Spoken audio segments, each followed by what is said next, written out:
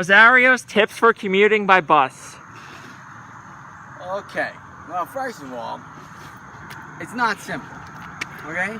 It's not simple. You have to prepare for these things the night before, or sometimes even a few days before, and you'll see why. People do it, they think it's simple, it's not simple, okay? So the night before, the first thing you do when you're commuting, and you're talking about Greenwood Lake to Manhattan, you got to beat the rush hour. You got to get on the early bus. Okay, so what you do the night before, you put out all your things, and you got to make sure that your commuter bag has all the necessities. You don't just walk down with nothing in your pockets. You got no commuter bag. What happens if it rains? And the choice of umbrella is very important also. Okay, you don't just choose any umbrella. Okay, for instance, all right. You don't know how the weather's going to be the day before, and you're going for a long time. So, if you're traveling during the daytime, you can have a black umbrella. I agree with a black umbrella. It's more masculine. But I was here at 5 o'clock in the morning. I don't do this every day, so when the bus comes, how are they going to know I'm here? So you got to get a light umbrella. Okay? You got to get a light umbrella, and you got to let the bus driver know, because it's pitch black out, that you're here. How do you do that? Now you have a flag, okay? So now you're standing here. Now, the bus driver's not used to you being here. So now you wave down the bus driver, okay? You big waves like this. Not something where they think it's a piece of paper. Big waves. Now the bus driver knows you're here, okay? So now that's the first tip number one. Prepare your bag and let the bus driver know you're here.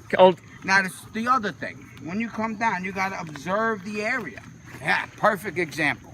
Can you imagine waiting for the bus right here? You gotta be out of the splash zone.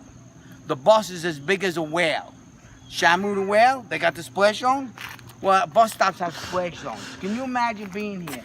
Can you imagine? And you're in the splash zone, you're going to work, and you're in the splash zone. So you gotta observe the area. No high heels. I don't wear high heels anyway. But you can't wear high heels. Look at this grade.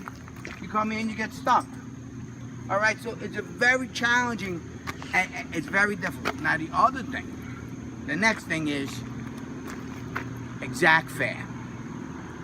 You can't be one of these guys that all of a sudden you get on a bus at 5 o'clock in the morning, everybody's sleeping, and you're like, hey, can anybody break a $20 bill for the bus?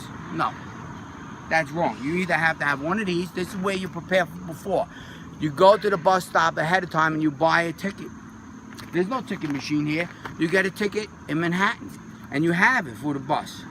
If you don't have an opportunity to get a ticket, you got to have exact fare. Okay, exact fare, you got to have a lot of dollar bills. Okay, a lot of dollar bills and change. Exact fare.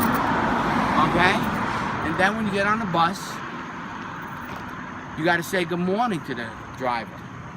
You don't ask him, how are you? No conversation. Forget about it. Forget about it.